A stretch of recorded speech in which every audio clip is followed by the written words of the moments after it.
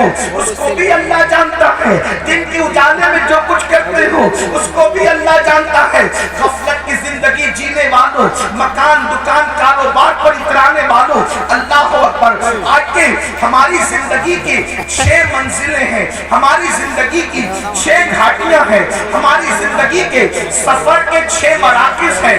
مثال کے طور پر ہمارا پہلا سفر مٹی سے لے کر خمیر تک کے تھا، ہمارا دوسرا سفر باپ کی پیٹ سے لے کر ماں کے پیٹ تک تھا، ہمارا تیسرا سفر ماں کے پیٹ سے لے کر دنیا میں آنے تک تھا، ہمارا چوتھا سفر دنیا سے لے کے قبر تک ہے، اور 5واں سفر قبر سے لے کے حشر تک ہے، اور 6واں سفر حشر سے لے کر یا تو کوئی خوش نصیب جنت میں جائے گا یا تو کوئی بدنصیب جو ہے وہ جہنم کا ایندھن بنے گا۔ یہ 6 سفر ہے، یہ 6 گھاٹیاں ہیں۔ اب دیکھو 6 منزلیں تھی سفر کی، 3 منزلیں تو ختم ہو گئی، 3 منزلیں ہم پار کر چکے۔ مگر یاد رکھنا، دل کے کانوں سے سننا، اگر آپ یہ توقع مجھ سے لے کر کے آئے ہیں کہ میں آپ کو مفت میں جنت بانٹنے کے لیے بشارتیں دوں گا، تو آپ یہ فکر اپنے دل و دماغ سے نکال دیں۔ اس کی وجہ یہ ہے کہ میں نے آپ کی خوشی کی کوئی بات نہیں کرنا، میں نے تو مولا کی خوشی کی بات کرنا ہے۔ اس لیے کہ مجھے بھی اللہ کی رضا چاہیے اور آپ کو بھی چاہیے۔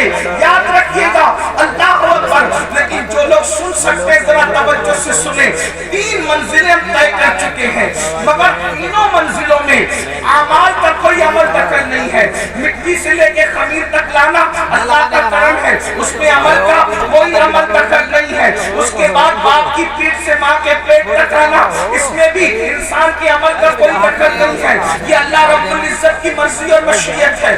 اس کے بعد جو ہے اللہ اکبر، ماں کے پیٹ سے دنیا میں آنا، اس میں بھی عمل کا کوئی دخل نہیں ہے۔ لیکن اب دنیا سے جو قبر بہتر ہوگی، اس میں اللہ نے عمل کو ذریعہ قرار دیا ہے۔ ایمان کے بعد عمل صالح، قبر اسی کی سورے گی جس کی اعمال بہتر ہوں گے، حشر اسی کا سورے گا جس کی اعمال بہتر ہوں گے، جنت میں وہی جائے گا ایمان کے بعد جو اچھا عمل کرے گا۔ اب آئیے نا، ہماری زندگی کی 3 گھاٹیاں باقی ہے۔ نمبر 1 قبر، نمبر 2 میدان محشر، اور نمبر 3 یا تو جنت ٹھکانا ہوگا یا پھر اس کے علاوہ۔ اللہ اکبر، اندازہ فرمائیں میرے آقا صلی اللہ علیہ وآلہ وسلم کے دیوانوں، اب مجھے بتاؤ دنیا کے اندر ہم کتنی غفلت میں زندگی گزار رہے ہیں، دنیا کے اندر کس قدر غفلت کا شکار ہے۔ کوئی دکان کر رہا ہے، کوئی مکان کر رہا ہے، دنیا کے اندر اتنے ڈوب گئے، اللہ کا نام لینے کی فرصت نہیں، اللہ کی عبادت کی فرصت نہیں۔ آگے میں بہت طویل گفتگو نہیں کروں گا، لیکن ایک بہت اہم بات آپ کے کانوں سے گزارنا چاہتا ہوں۔ اللہ اکبر، اللہ اکبر۔ ایک مرتبہ سیدنا عیسیٰ علیہ نبینا علیہ السلام اپنے حواریوں کے ساتھ یعنی اپنے ساتھیوں کے ساتھ ایک بستی سے تشریف لے جا رہے ہیں۔ جب آپ بستی سے تشریف لے جا رہے تھے تو آپ نے کیا دیکھا کہ بستی کے لوگ سب کے سب مر کے اونگے پڑے ہوئے ہیں، اونگے منہ پڑے ہوئے بستی کے اندر۔ اللہ کے پیغمبر حضرت سیدنا عیسیٰ علیہ السلام نے پوری بستی کو اونگے منہ مردہ پڑا ہوا دیکھا تو حضرت عیسیٰ علیہ السلام نے ارشاد فرمایا اپنے حواریوں سے کہ دیکھو اللہ کا عذاب آ گیا اس بستی پر، یہ بستی اللہ کے عذاب کی وجہ سے ہلاک ہو گئی، اللہ نے ان کو مار کر اونگے منہ ڈال دیا ہے، اللہ ان سے ناراض ہے۔ اس وقت حواریوں نے پوچھا اے اللہ کے مقدس نبی یہ بتائیں کہ آخر کس جرم کی وجہ سے ان پہ عذاب آیا، عذاب آنے کی وجہ کیا ہے؟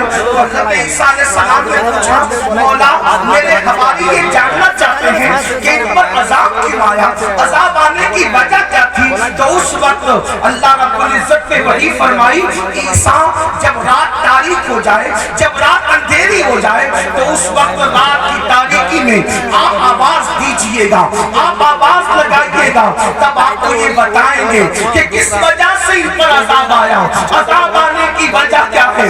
پر جب رات تاریک ہو گئی تو حضرت سیدنا عیسیٰ علیہ نبینا علیہ السلام نے ایک آواز لگائی بستی والوں یہ بتاؤ کس وجہ سے تم عذاب میں گرفتار ہو گئے۔ اب دل کے کانوں سے سننا، ایک بندے کی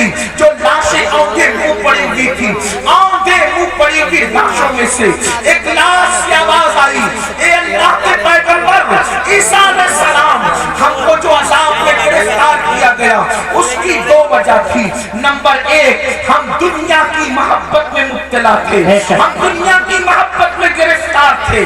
آگے کی گفتگو کرنے سے پہلے اب ذرا مجھے بتاؤ، یہ جو آپ کے ذہن و دماغ میں خبط ہے کہ ہم کچھ بھی کر لیں ہم پر کوئی عذاب نہیں آئے گا، یہ بات صحیح نہیں ہے۔ اللہ اکبر، اس کی تفسیر یہ ہے، امت محمدیہ ہونے کی وجہ سے اجتماعی عذاب اس قوم پر نہیں آئے گا، یعنی پوری قوم ہلاک نہیں ہوگی، مگر انفرادی عذاب جو جیسا کرے گا ویسا اس کو بھرنا۔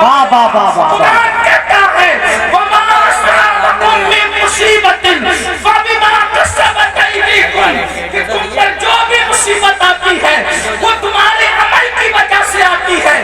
بارہا صوفیہ کا یہ قول دہرایا جاتا ہے، جو تمہیں ٹھوکر لگتی ہے وہ تمہارے گناہ کی وجہ سے لگتی ہے۔ اللہ اکبر، جو محفل سے روشنی جاتی ہے وہ بھی ہمارے گناہ کی وجہ سے جاتی ہے، جو ہمارے چراغ بجھتے ہیں وہ بھی ہمارے گناہ کی وجہ سے بجھتے ہیں۔ اللہ اکبر، آج مجھے بتاؤ کتنے مسلمان ہیں جو سکون کی سانس لے رہے ہیں؟ ہر جگہ طوفان ہے، ہر جگہ گھر جہنم کٹا بنا ہوا ہے۔ کوئی کہتا ہے مولانا بچی کو رشتے اچھے نہیں آتے، بستر پہ کروٹیں بدل رہے ہیں، بیٹیوں کے لیے تڑپ رہے ہیں، سسکیاں لے رہے ہیں۔ میں پوچھنا چاہتا ہوں مسلمانوں، مجھے بتاؤ بیٹیوں کو اچھے رشتے کیوں نہیں آتے؟ ایسا کہ اللہ نے ان کا جوڑا پیدا نہیں کیا، پیدا کیا ہے۔ بہنیں ماں اور آپ بھی سن لیں، جو اللہ درخت کے پتوں کو بے جوڑ پیدا نہ کرے، جو اللہ چوٹیوں کو بغیر جوڑے کے پیدا نہ کرے، جو اللہ پھول اور پھلوں کو بے جوڑ پیدا نہ کرے، جو اللہ سر کے بالوں کو بے جوڑ پیدا نہ کرے، جو اللہ ستاروں کی انجمن کو بے جوڑ پیدا نہ کرے، جو اللہ سمندر کے قطروں کو بے جوڑ پیدا نہ کرے، وہ تمہاری بیٹی اور بیٹے کو بے جوڑ کیسے پیدا کرے گا؟ لیکن یہ رشتے کیوں تھمے ہوئے ہیں؟ کہاں کسی نے باندھ دیا ہے؟ میں کہتا ہوں یاد رکھنا، میٹر کچھ بھی ہو، میری نظر تمہاری گفتگو پر نہیں، ہم تو مصطفیٰ جان رحمت کے غلام ہیں، حضور کی بات پر توجہ کریں گے، اللہ کی بات پر توجہ کریں گے۔ یاد رکھنا، کسی نے باندھا ہو نہ باندھا ہو، کسی نے رکاوٹ پیدا کی ہو یا نہ کی ہو، قرآن کہتا ہے وَمَا أَصَابَكُم مِّن مُّصِيبَةٍ فَبِمَا كَسَبَتْ أَيْدِيكُمْ، کہ تم پر جو بھی مصیبت آتی ہے اللہ پر تمہارے کرتوت کی وجہ سے۔ سیدنا فاروق اعظم فرماتے ہیں جب تم گناہ کرتے ہو تو قبر انور میں رسول اللہ کو رنجیدہ کرتے ہو۔ جو کام اپنے نبی کو قبر انور میں اذیت پہنچائے وہ قوم بستر پر سکون کی سانس کیسے لے سکتی ہے؟ تم خدا کے محبوب کو بے قرار کرتے ہو، پھر اللہ تمہیں بے قرار کرتے ہیں۔ نیند کی گولیاں کھا کر بھی تمہیں چین کی نیند نہیں، اس لیے کہ تم نے گنبد خضرا میں خدا کے محبوب کو بے چین کیا، حضور کو بے قرار کیا۔ اللہ اکبر، کون سا گناہ نہیں کرتے؟ آج کہتا ہوں میں بستر پر تڑپتا ہوں، کیوں؟ ہمارے کرتوت۔ اپنے اعمال کا احتساب کرو۔ آج تو ہر آدمی اپنے آپ کو ولی سے کم سمجھنے کو تیار ہے۔ اگر اللہ کا انعام ہو تو سمجھتے کہ ہمارے اعمال کی وجہ سے بندے اپنے اعمال کی اوقات اور حیثیت کیا ہے؟ جس قوم کو وضو اور غسل کا طریقہ یاد نہ ہو اس کے اعمال کی حیثیت کیا ہے؟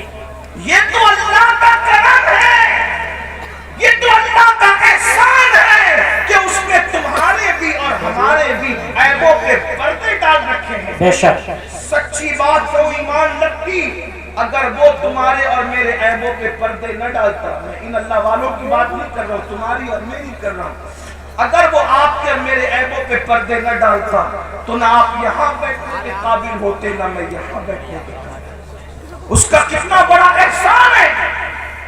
تو آج اگر بیٹیوں کو رشتے نہیں آ رہے ہیں، ہم نے حضور کو رنجیدہ کیا، اللہ ہمیں رنجیدہ کر رہا ہے۔ ہم نے حضور کو اذیت کی اس لیے تڑپ رہے۔ روزی کے معاملے میں کیوں پریشان ہو؟ روزی کے معاملے میں کیوں تڑپ رہے ہو؟ حضور کو اذیت دے رہے۔ کون سے گناہ جو نہیں کرتے؟ زنا کو تو آج گناہ سمجھا ہی نہیں جاتا، فیشن بنا دیا گیا، زنا کو عشق کا نام دے دیا گیا، زنا کو محبت